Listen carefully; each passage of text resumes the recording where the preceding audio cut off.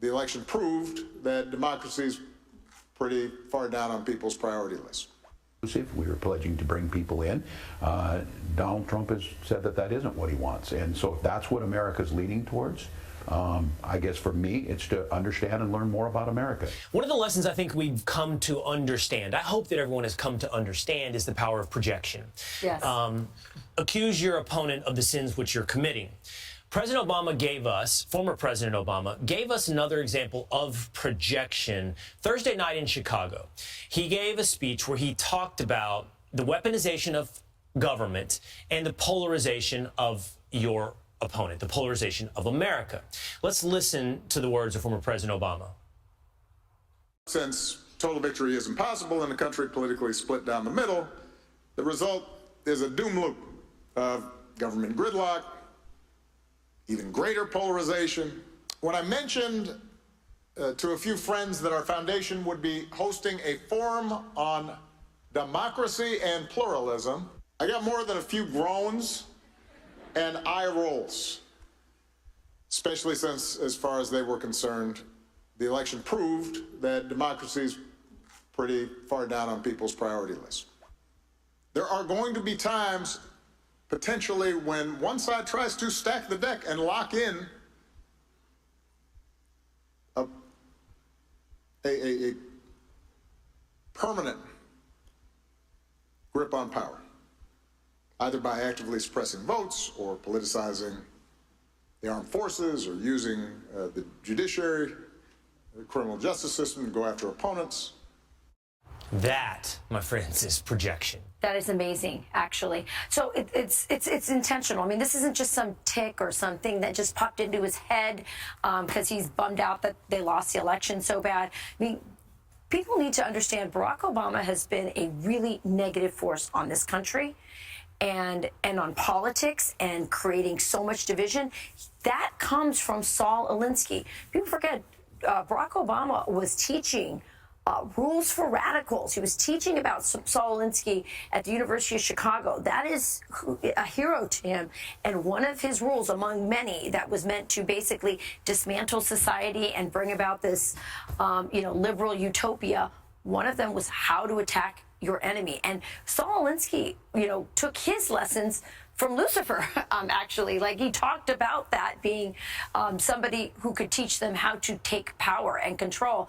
And here's Barack Obama, Charlie, I think, really kind of going, he's in a bad spot. Yeah. He created this. He thought it was going to become this permanent power base for him. And now he's accusing the right of what he did because he's just super bummed out right now. Yeah, and it is total projection. It's also desperation. That's the thing that is so striking to me about that entire, all those remarks that he made, that entire speech or whatever it was the depth of he's very bitter. That's not the Barack Obama who gave that speech in 2004. Even if you didn't agree with him and didn't like him and didn't agree with his policy prescriptions, it's a different guy than he was when he gave that speech in 2004 or when he won that election in 2008. He is a deeply bitter, angry guy, and he's talking about how voters don't care about democracy. Hope and change has turned into dour and bitter. Yeah. Bitter Really and projectionism. And I would say, and while he's projecting, he's not just projecting that which we all know at this point, which is the Department of Justice was weaponized under Joe Biden. There was a consolidation of permanent Washington under Joe Biden. What we should also point out is it all began under Barack Obama. Yes. Yep. That is when, for example, he spied on a Fox News reporter. That is when Lois Lerner targeted conservatives with the IRS. That is when much of this began and was just extrapolated under the presidency of Joe Biden. Yeah, and then they also under Barack Obama and then metastasized under Joe Biden, which many people believe that administration was being run out of Obama's mansion in Colorado, Washington, D.C. But that said, I mean, the censorship industrial complex that was used to also consolidate that power is something else. And that's one of the things that people were really voting against, along with the weaponization of the government, this idea that it could be used to censor us and therefore allow them to consolidate power. Barack Obama is very isolated right now. Even his best friend, George Clooney, who wrote the op-ed that ended up pushing out Joe Biden, is now upset at Barack Obama going, hey, you told me to write that op-ed. Now everyone's blaming me online. Where are you, Barack Obama? Barack Obama's becoming, he's not used to not being glorified. And this is an interesting moment for him. Yeah, and meanwhile, across the aisle, you have Donald Trump, who has taken over the mantle of sort of occupying the broad center of American public opinion on things like illegal immigration, to the point where you even have New York City's Mayor Eric Adams, who has previously supported sanctuary cities, so he can't be let off the hook entirely. But he's open to the idea that Donald Trump and Republicans might very well have some solutions to solve the grave problems in the city. Watch this. Would you ever consider rejoining the GOP? The party that's the most important for me is the American Party. I'm a part of the American Party. I love this country. This is the home of the free, the land of the brave. So Eric Adams there, who has taken the side, to your point, Charlie, of Donald Trump, or at least tilted in the direction of Donald Trump when it comes to illegal immigration. They're even leaving the door open to a return to the Republican Party. Yeah, the bills are coming due. He's like, wait a minute, maybe this wasn't such a great idea. But also, don't forget, Mayor Eric Adams was the subject, I think, of the weaponization that we were just talking about. You know, you said he was for sanctuary cities. He saw the effects on his city. He was listening to the feedback coming from the Bronx and Queens, and people saying, this is horrible, our crime is up, we can't walk the streets. You know, there's, illegal businesses on the sidewalk, the place looks like crap. And so he started to respond to it and draw attention to what was happening at the border. And all of a sudden, he had a big investigation on him. And so Donald Trump famously at the Catholic event here in New York City just before the election, sort of reaching out and saying, hey, I know what that feels like. This government can be weaponized. And I think that's why he's losing his thrill with the Democrat Party. And again, it might just be, that he's just being politically savvy, reading the tea leaves. People are in no mood for Democrats and their radical agenda right now. Well, the man who wanted to be Vice President of the United States, Tim Walz, is still struggling to accept the election loss, this time criticising Americans for rejecting wokeism. We were pledging to be inclusive. We were pledging to bring people in. Donald Trump has said that isn't what he wants. And so if that's what America's leaning towards, I guess for me, it's to understand and learn more about America. Now he's host of the Brad versus Everyone podcast, Brad Palumbo. Brad, look, why can't America be so kind as to accept this wokeism? They're just insufferable, honestly. I mean, Tim Walz there, that's an extremely polite way of saying that, oh, we lost because America is just racist and bigoted and intolerant, and they voted for the guy who was all of those things and not us because we're wonderful and amazing. It's actually a little more complicated than that, and it should cause a little bit of self-reflection or self-awareness that Donald Trump picked up massive gains with minority voters. So clearly the problem wasn't voters hating inclusivity and wanting to go back to 1900 or whatever. And Barack Obama, I mean, maybe it's not that people don't care about democracy, it's that they think the Democrats are frauds when it comes to this. Their candidate was anointed, not elected, in Kamala Harris. They've actively been hypocritical on everything they say they stand for when it comes to democracy and the 2020 election. They've even funded many of the candidates they've criticized when it's helpful for them in primary elections. I think it's more that people are fed up with that talking point because they don't really buy it from anybody than it is that they just don't care about democracy at all. It's also just true that things like the border and inflation were more top of mind for people, but that again might have something to do with how poorly Democrats have handled those issues.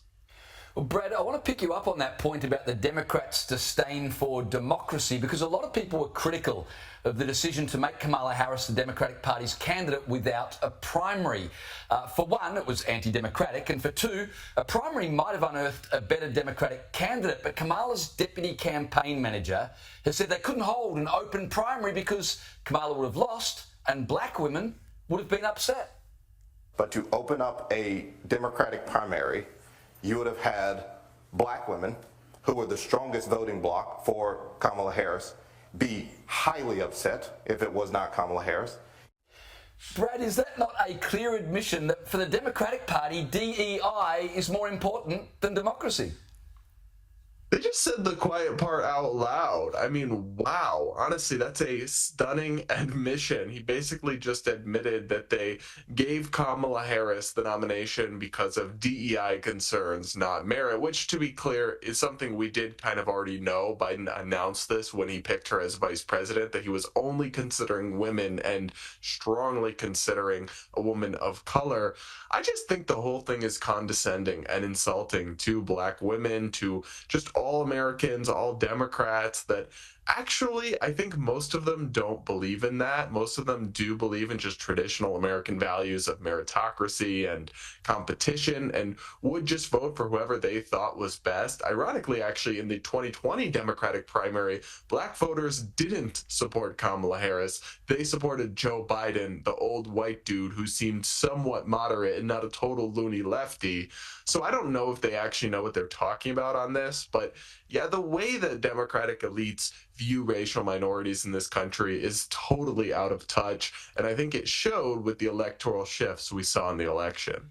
Yeah, you're not wrong at that. Now, look, the joyless Joy Reid over at MSNBC, she really never ceases to amaze. You just never know what she will say next, but this time she's compared not giving gender-altering hormones to minors to Nazi Germany.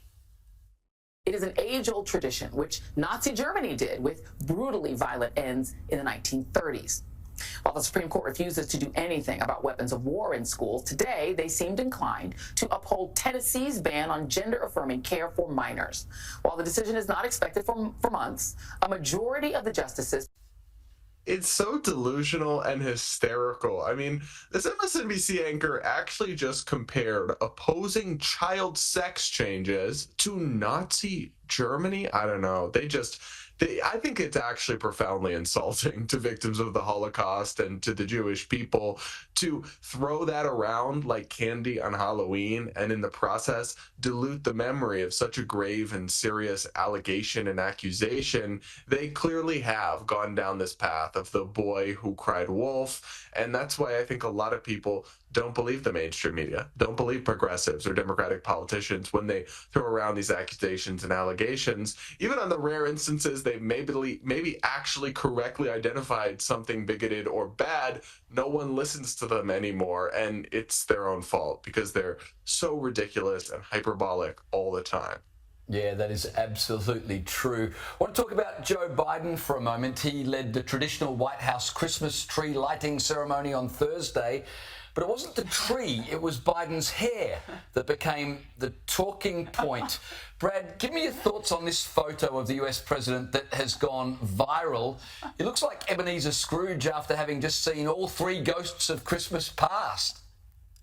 Oh, gosh, there's two things here, right? On one hand, it feels like elder abuse. It feels terrible what they've done to this guy.